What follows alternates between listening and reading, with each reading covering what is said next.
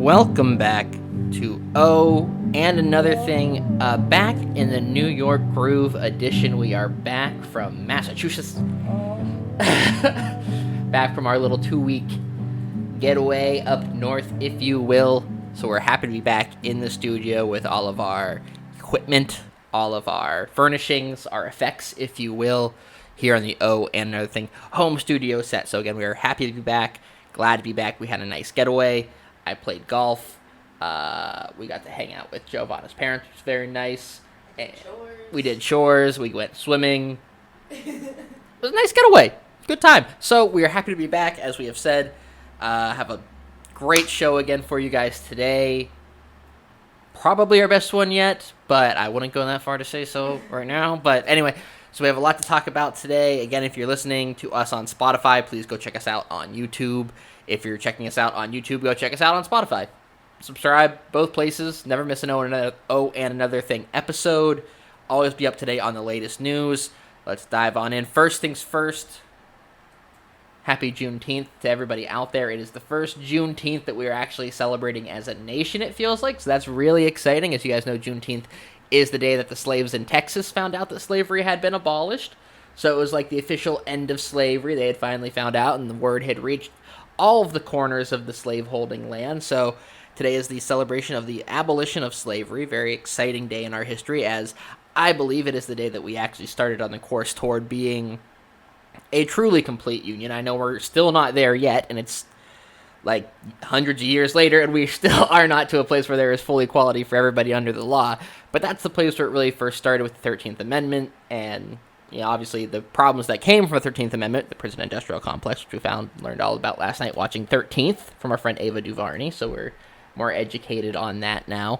But, like I said, 13th Amendment, Juneteenth, good day, happy to celebrate it, and it's good that we're finally celebrating it, because it seems like it might be closer to the real 4th of July than the 4th of July is. I know the whites that listen are probably all up in arms saying, can you believe Vince is saying this? Holy moly, there's no fireworks on Juneteenth. Well, there can be fireworks on Juneteenth for starters. There have been fireworks, so like fireworks don't make a holiday. And don't forget that on July 4th, we signed in the Constitution that said that white men were created equal, pretty much. All white men, so what are you smiling at me for? No, I don't know. I was wondering what you were going to say. Oh, okay. No, I think Juneteenth is far more. Yeah, because it's it's the day that really it was freedom for like white men only. On July 4th. Yeah, that was the day that everything was cool for the whites to be here in America. But Juneteenth, we got it for everybody, kind of, even though we still have a long way to go. So, diving back on in. Things to catch up on. Breonna Taylor's murderers still on the run. I was reading something today that said a lot of it had to do with the police union that they're in. Oh, for real? Yeah. I missed that one. What's going on with the police union? You want to come over and fill us in? Come on. You're the one with all the hot news over there. I'm not going to pause. We keep it running. This is what we do. So as far as we know, well, we know Breonna Taylors are still on the run and free to do more murdering if they so please. According to The Blaze. Okay, this is from The Blaze. Is that fine? Yeah, we love The Blaze. Okay. Officers who killed Breonna Taylor can't be fired or suspended yet due to union agreement with the city. Okay, so as we see, police unions are still the problem. So few unions give you the protection of being allowed to murder at work. If there were a barista's union and I clobbered one of my coworkers with a puck press or with I can't think of my terms. Tamp. Boy, no, not the tamp. Portafilter. You hurt somebody with a Yeah, you could do some damage with a portafilter, but guess what? If it were a police union, I couldn't go to jail for it. So, anyway, not the biggest issue, I guess, is how police unions work, but at the same time is actually the biggest issue. So, that is a problem there, so we're hoping that can change, and maybe we have a nice weekend here, a nice sunny weekend here. Maybe some protests can start to move the wheels on that, because we have seen that protests work in this country, which is very exciting to see that there has been some small movements thanks to the protests going on. And I would like to, before we dive into any more here, because we're talking a lot about the president today, I'd be remiss if I didn't mention this.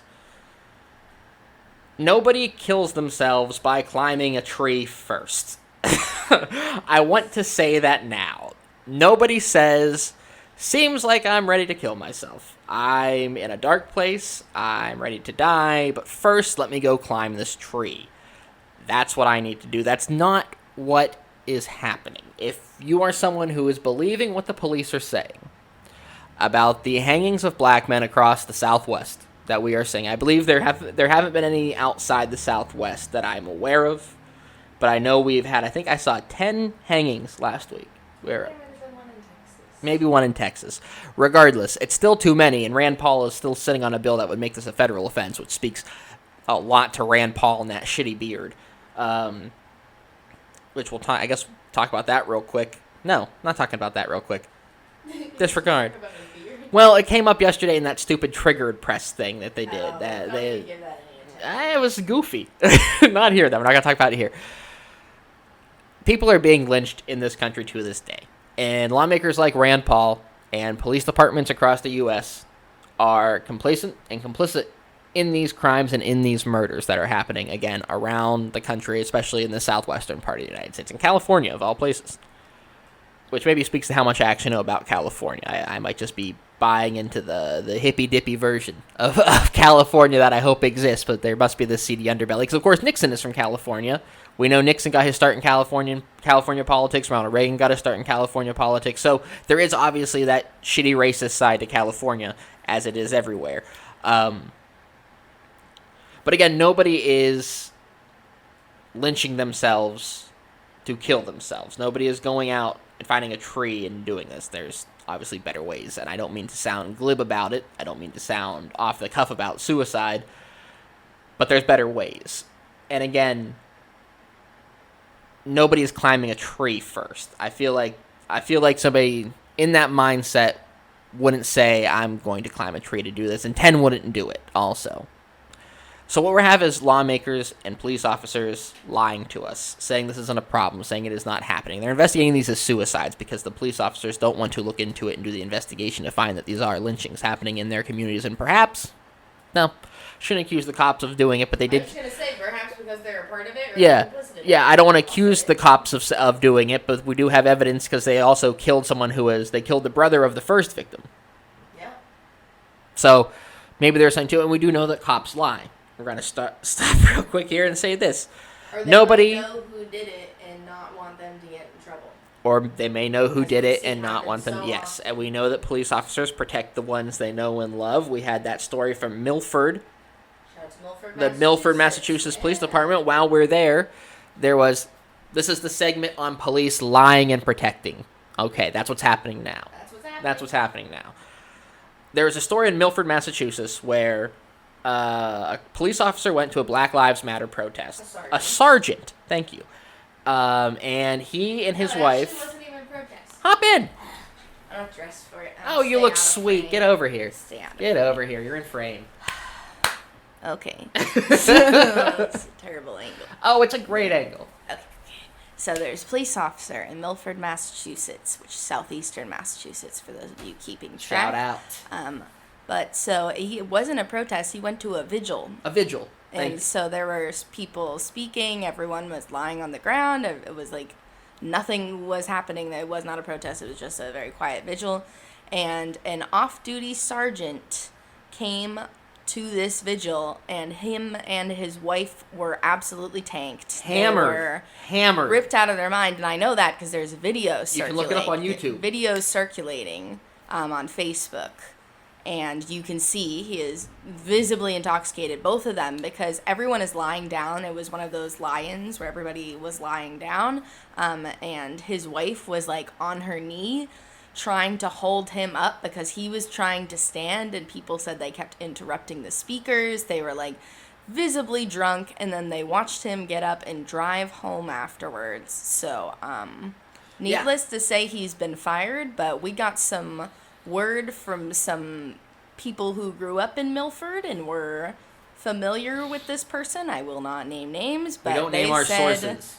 But they said that this was not uncommon for this person. This person was known as being the town drunk, and their whole family also being the town drunks, and that he often would cover for them and get them out of trouble when they used to get in trouble with the police. So my source said that she would not be surprised if now suddenly a bunch of people start getting in trouble who had it covered up before. And that's messed up. Especially messed up considering that we just had a black person get killed in a Wendy's drive-thru for being drunk. Well, for failing a sobriety test while sleeping in a Wendy's drive-thru. Yeah. So and not driving, and instead being killed. Though good news there, they charged the officer with murder and the other one with also kind of close to murder, but not murder. So anyway, there's charges filed in that. But just another story about how cops lie to protect themselves and their own and protect townies, which explains why townies love cops so much. I don't know if any of you have been arguing with townies in your towns lately on Facebook. My new favorite passion is arguing with townies where I'm from, apparently, or townies that I've run into about why they're wrong, essentially, because there is something that needs to be pointed out here. There is not a right or wrong here. There is just a clearly wrong, because this is about civil rights. This is about people's rights as a human being. This is about equality. This is not a political issue. This is not partisan politics or anything like that. So this is not something to agree to disagree on, which is something that is brought up a lot, and I'm sure everybody out there fighting with their local townies has run into that and said this is not something that we disagree on. This is something we have to agree on, and I'm not leaving till we do. So another example of townies protecting themselves, and the most egregious act, and one that made me the most mad as someone who works in the food industry and the service industry, was the cops at the Shake Shack, the beautiful outdoor Shake Shack down there on Broadway, down in Madison Square Park, I believe it was that one. It's a beautiful facility. So these cops go there. I'm so tempted to say dirty old cops. These dirty old cops go there. It fits. So these dirty old cops go down there. They're on protest duty. They're having themselves a couple milkshakes and a Shake Shack stack. I'm assuming a Shack stack. And if I can say one thing that everyone who has had a Shake Shack experience knows is you sign a contract the second you say you want to have Shake Shack for the meal. You've entered into a verbal agreement that you know the satisfaction you are seeking right now in the short term is going to lead you to some bad, dark places later with a lot of pain and anxiety and hurt. That's the agreement you step into whenever you say, I'm having a Shack stack with a black and white milkshake. And fries. That's what you agree to. Like, you've said this is what we're having. I'm having the shroom burger with the Munster squirting all over my face with a cheeseburger below it and a milkshake. You don't walk out of that feeling good. And if you think you're going to, you're a very arrogant and ignorant person. It's unspeakable how dumb you have to be to think you're leaving a Shake Shack in one piece. And it's of no fault of the employees. I want to say that. This is no fault of the good people of Shake Shack, our comrades in the industry. Like, this is nothing about them. So these cops go in and they say, we got poisoned at Shake Shack, which is uttered by every person in New York City at least once in their life. But they go and they make a case about it. They say that the employees poisoned their milkshakes with bleach. These people behind the counter, they put bleach in our milkshake. With bleach, you would have been able to smell it, and you would have been much more safe. I'll tell you one thing. If I drink something that I suspect has bleach in it, I don't finish the drink. Did they finish it? I don't know, but what else are we to assume? That's true. So they do this investigation, and they find out that these cops lied. There was no substance in their drink. There was no attempt by the employees to poison them. There was nothing unsavory happening at that Shake Shack aside from what happens at that Shake Shack on a daily basis. And these cops did it in an attempt to gain sympathy, to gain a leg up in the talk about defunding police, to take away from the Black Lives Matter movement, to take away from the anti-police movement, to take away from everything that's going on right now with a nefarious act that wasn't committed against them. They made it up. They made it up so that people would feel sorry for them, so that people would say, oh, these cops do have a bad shake. Literally. Wow, how about that? I didn't mean to do that. Sorry. But so these cops make this up, and you know what could have happened to those employees had an investigation not been done? They'd have been fired. They'd have lost their jobs. They'd have had a hard time finding a job. But they didn't do it. Luckily, they did the investigation and found that these cops are no good, dirty liars. So why are we to believe cops whenever they say that nothing happened at Breonna Taylor's house? That they didn't kill Breonna Taylor? Why are we to believe cops whenever they say that these black men hanging up lynched on trees is suicide? 10 of them. Why are we to believe anything cops have to say anymore when we so clearly cannot trust them? Let us not forget Wendy's drive-through woman, or excuse me, McDonald's drive-through woman. Her McMuffin was late, and turned out she wasn't even really a cop. Turned out she was a security officer or something like that who thought herself to be a cop, which is even more fucked up. Anyway, these are the problems in our society right now. There's a lot of them. And it doesn't help that people just blindly believe cops left and right because they are cops, which is something we need to talk about in our Facebook discussions, in our chats back and forth. I have a relative who works in corrections. She's talking about on the internet how she studied all this, how she's learned all this. So why would people cut? She goes, I know this stuff already. I learned it in school. Well, you know what you learned in school whenever you go to school for criminal justice or policing or corrections? You learn how to be a cop. You don't learn about civil rights. You don't learn about people's rights. You learn about policing. And what do you think they're teaching you in policing? What do you think the spin is in the policing program? That police are needed, that your job is necessary. It's the same thing that happened in my radio program. Shout out to my radio, my UPB broadcast comm friends out there. Shout out Pitt Bradford, kind of. But what did they teach us? That radio still had a place. Does radio honestly still have a place? Was I gonna have a job that made me a lot of money as a radio DJ unless I made it all the way to Sirius? And you know what? Nothing against people that are taking a shot at it. And I do love radio, and shout out to radio. There is career opportunities there. But to tell us that, you know, there was really great possibilities still in radio might have been a bit misleading. So here I am with a podcast, which is much better for me, and I enjoy doing it. So everything worked out, not complaining or anything, just saying that what you're learning might be pointed toward a little bit of a bias. So, to people that say, well, I went to school for this, well, my son went through the police academy for 2 months, or, well, my son did this, well, my brother did this, and he studied policing, and he went to school to be a criminal justice person. They're learning about the system. They're learning a glorified version of their system. They're not going to tell these people learning how to be cops that they're part of a system that is completely broken and protects people that lie to get ahead, that protects people who lie to avoid consequence and circumstance.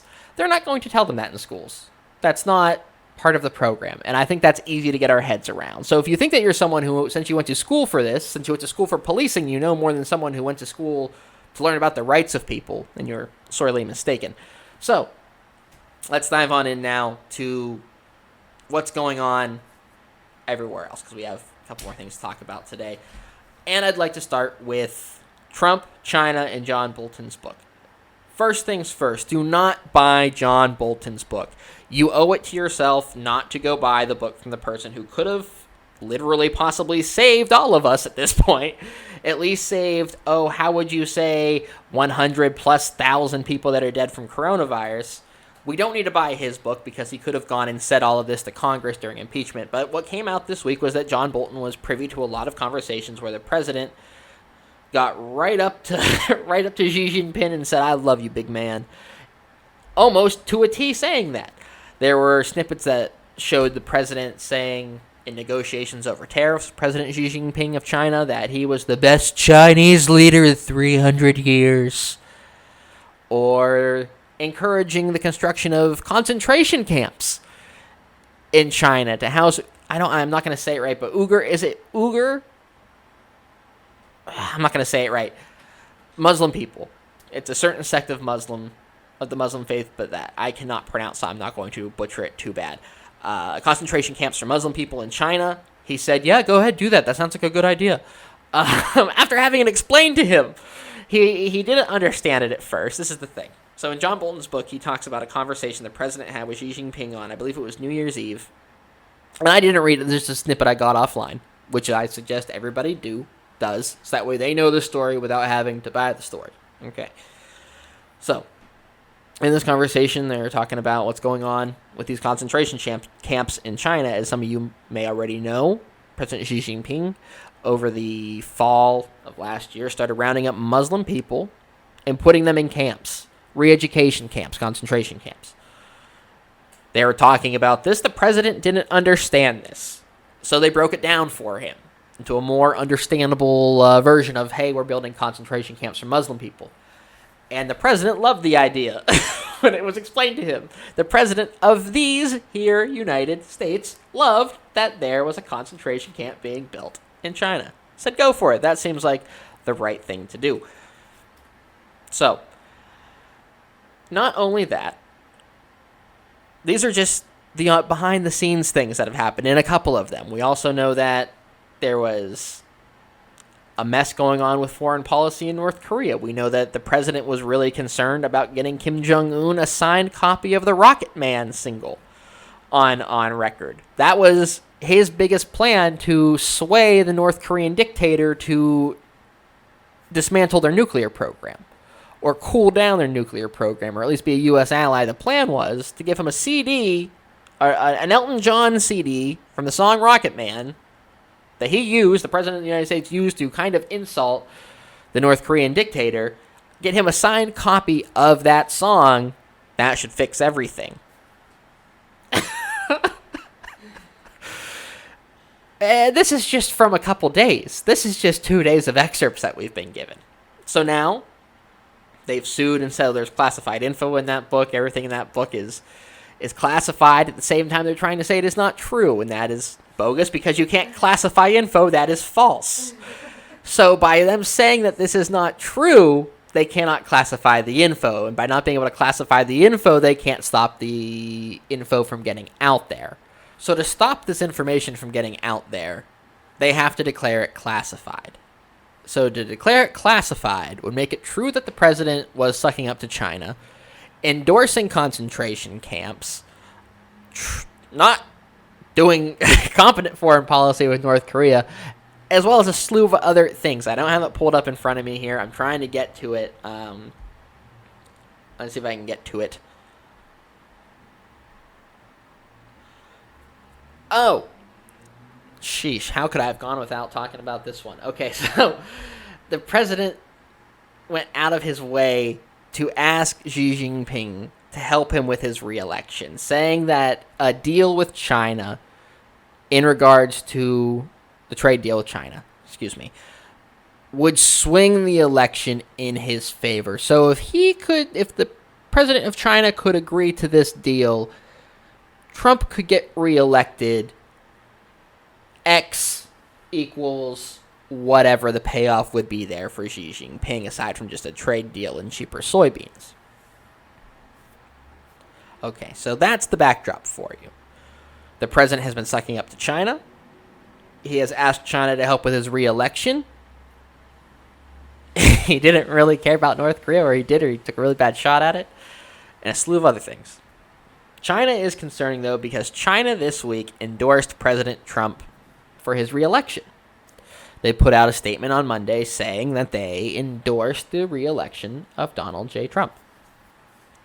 This comes following a weekend where Donald Trump was at West Point. We know Donald Trump was at West Point because you've seen the highlights from him not being able to drink water, moseying down a ramp. We can argue about whether or not that's worth politicking and campaigning on. I, for one, don't necessarily think that pointing out that he struggled walking down a ramp is going to do a lot to sway elderly voters who might also have a hard time getting down ramps without assistance. So I don't think that's something we should necessarily be going after him for electorally. Just to put that out there now, it is a fun little thing to do because it makes him look old and weak, and, frustrates him to know that he has to do that. So that's a fun way to troll the president, but I don't think that's something we should be staking 2020 on anyway. So in that speech, he says, the speech at West Point before he moseyed down the ramp, that the U.S. isn't going to be the policeman of the world anymore, that is not our job. He doesn't want these recruits and these cadets being the policemen of the world. Then goes on to say that we need more policemen and all that, but that's a different story. He said this, pretty much announcing to the world that we're not going to intervene in anything happening abroad. Do what you want. USA, our hands are out of it. We're no longer controlling what happens in the world, which is the best place for a country to be when the world isn't a huge fan of you. If you're the one controlling the people that aren't a huge fan of you, guess what? You have an upper hand here. I digress because that's something a president needs to know, not a fucking podcaster. So, China then on Monday, Tuesday-ish, depending what time you're reading, I guess, gets into a fight on the Indian border, starting a conflict, killing 20 people, killing 20 Indian soldiers.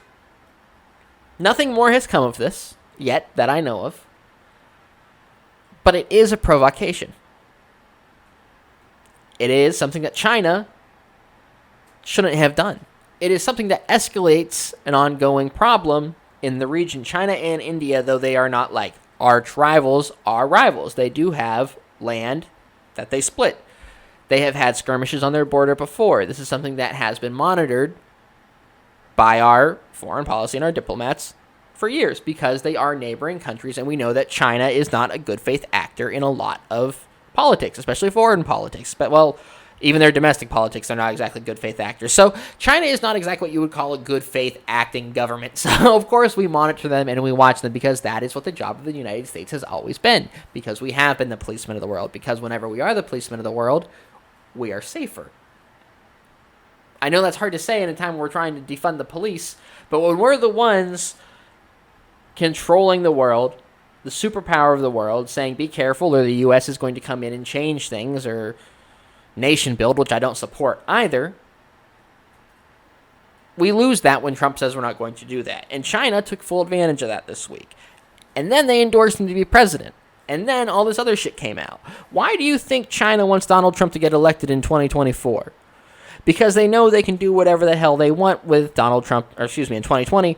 They know they can do whatever they want when Donald Trump is president because he has shown that he will allow it. And maybe that is part of the deal that they made whenever he said, I want you to help me get reelected president. Maybe that's a part of it, that he will not interact in any kind of politics with China, that he will not speak out against anything going on in China. Again, when he was told that there were concentration camps being built in China, he said, seems cool. It's breathtaking whenever you read some of these excerpts from John Bolton's book, just how morally devoid and how un-American and unpatriotic this president is and just what matters to him. So again, I'm urging you, if you are someone who is listening and you have not read John Bolton's book, do not do it.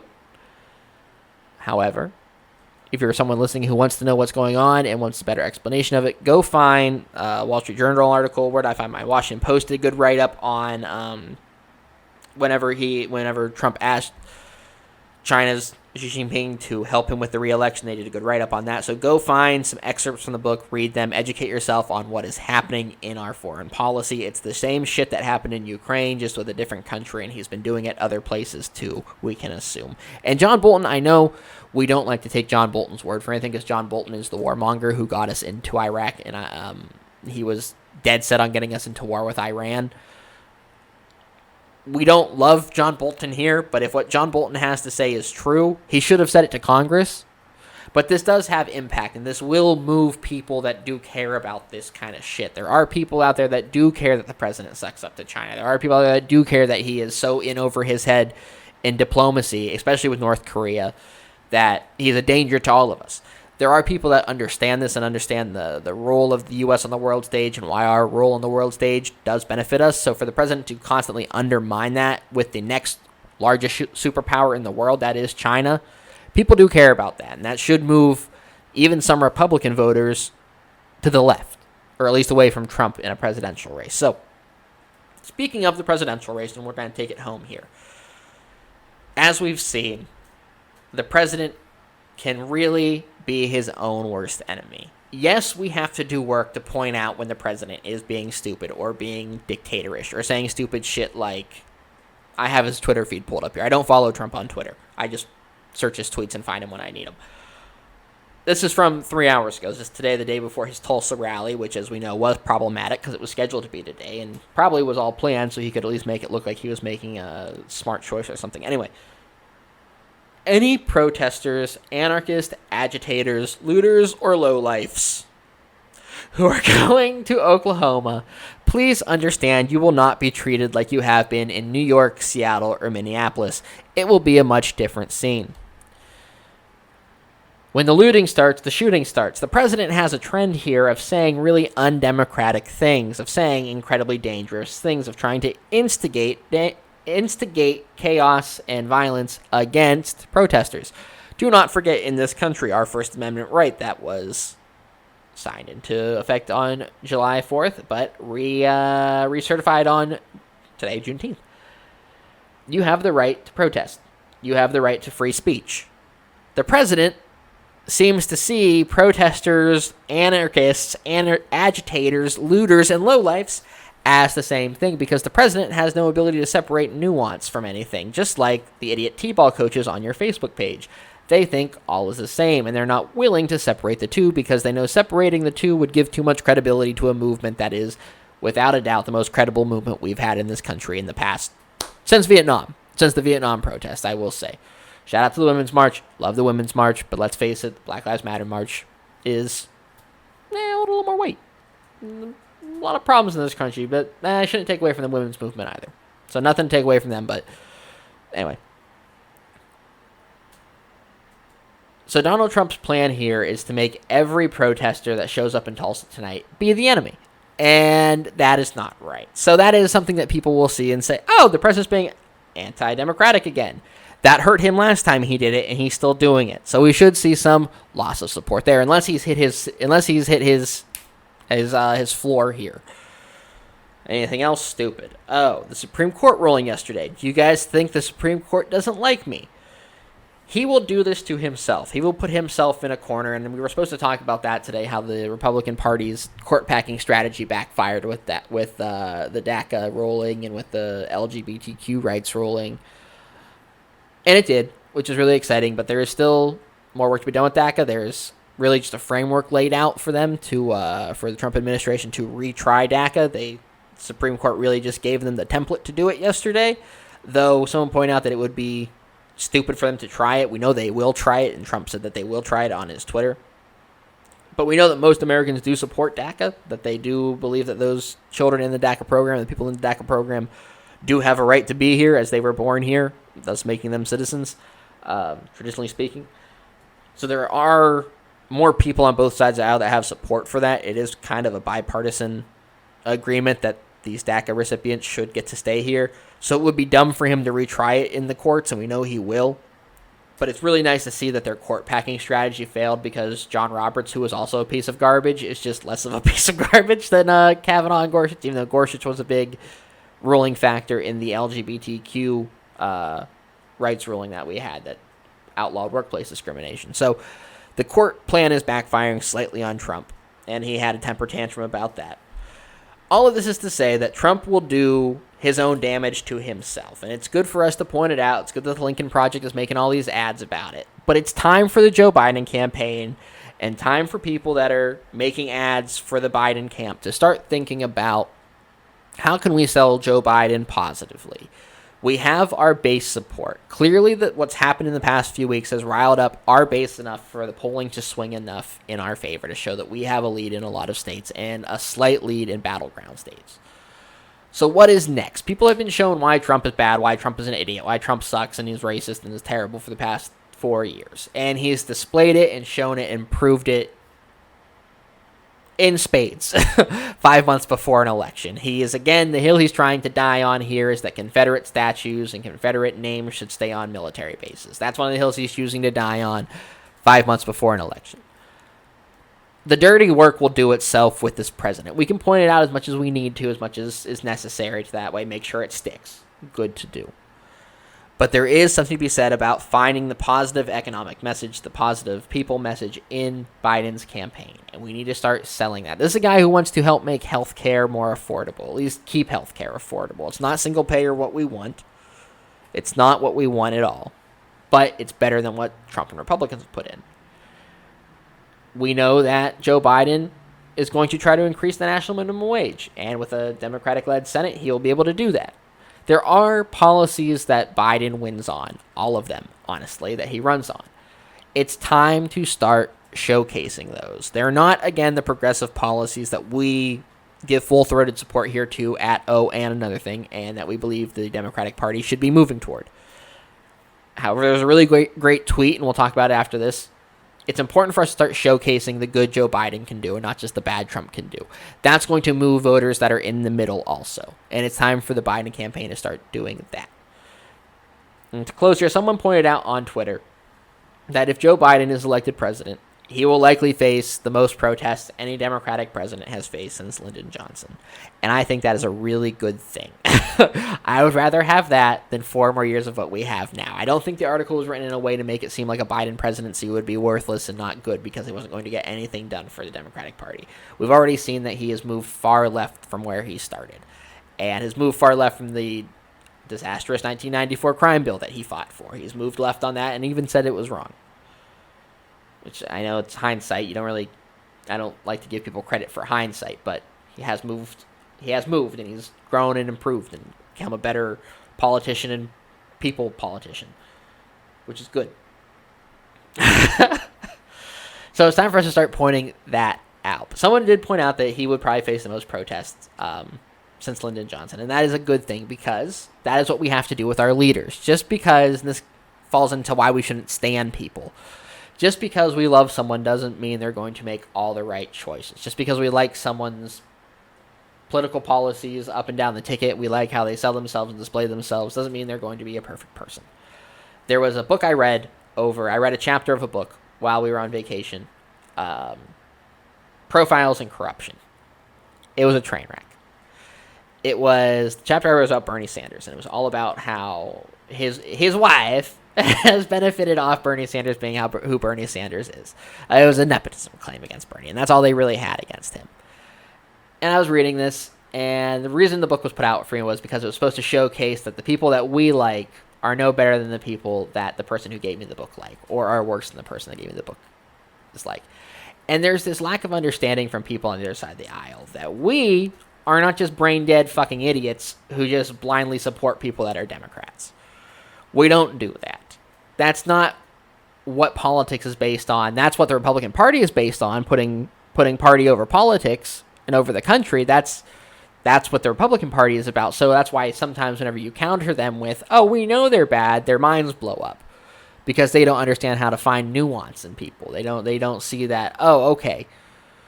So they don't like this person, what they did here, but their policies are still the policies they stand on, and they believe in those policies. That's allowed to happen. Now, whenever you're part of a party that is morally devoid and bankrupt of honesty and good and caring policy that advances people's lives and livelihoods, you see that and you think, oh, well, that's how politics should be, but that's not. So whenever you hear someone fighting for their side, you get a little thrown off and think that there must be something going on. We are aware that Joe Biden and every other Democrat in Congress and in the Senate has their skeletons. The same thing with every Republican legislator having their skeletons. It's not worth us fighting over all of that unless it has to do with our politics. We know that Joe Biden isn't perfect again. That's why when he's elected president, it is our jobs to go protest everything bad that he does. Everything that goes against what got him elected, if he does those things. I don't think he will. I believe Joe Biden will be a good president for everybody. But whenever he's not, it's good for us to do that protesting. It's good for us to speak our voices out. We've shown that it can bring change. If we speak out, if we show politicians that they have to work for us, they'll work for us. That's how democracy works. You have to protest, and then you have to vote. And then you have to protest again. The problem with how democracy has failed us to this point is that we got complacent. People started saying, oh, I'm electing leaders that I trust. All I have to do is trust my leaders. Guess what? You can't just trust. You have to pay attention. With politics, you can't just say, oh, okay, cool. My person won. My candidate won. AOC got elected. We didn't stop watching AOC and what AOC was doing. Granted, we didn't have too much to be skeptical of, but you know, this is what you do. You pay attention. That's why Elliot Engel up in the New York, I think 34th, is about to get his ass handed to him by Jamal Bowman. And thank goodness, because Elliot Engel is a career politician. He's been doing it for 40 years now. He said stupid shit. He's got Republicans paying for his ads, which is not the worst thing in the world, but it is the worst thing in the world because he's running against someone with progressive policies. Jamal Bowman, who we have endorsed here. Elliot Engel was quoted saying, and this isn't really important to what we have to say this week, but was quoted saying that the only reason I want to speak, essentially, at this Black Lives Matter event is because I have a primary next week. Elliot Engel is why we don't stand politicians, because he's a Democrat, but he's not a good Democrat. He's not the kind of Democrat that we want to be leading, that shapes the party, that shows where the party is going. That's what we're fighting for now. So no, you shouldn't stand politicians. You need to understand that not just because we get Joe Biden elected in November, that doesn't mean the work stops. We're going to have to keep working. That's how politics work. It's government by the people. And if the people don't speak out, the people don't make their voices heard via voting and protest and demonstrations, then nothing changes. And we live in a system that works for only the people that do that. And that's why we are where we are. So, thank you guys for tuning in. We had a great episode of Oh, and another thing. I think we nailed it today. It was good to be back after a week off. Back here with you. Come back on Tuesday? Yes, Tuesday. Today's Friday. Again, we're still not sure what day of the week it is. Come back on Tuesday. We'll have more Oh, and another thing for you. Another great, rousing rendition. Hopefully we'll have... No, I enjoyed the topics we talked about today. Well, we could have better ones. Anyway, thank you for listening. Can't end a podcast without humbling himself. I can't. I'm not allowed to have a good show. There's a... Yeah, a good show. I can't say that though. There's this part of me. It's that 30% Irish that my mom found in her blood is that DNA test that doesn't allow me to accept a compliment. So I can't allow myself to do good things. Anyway, thank you for listening. We'll be back next week on Tuesday. Have a good weekend.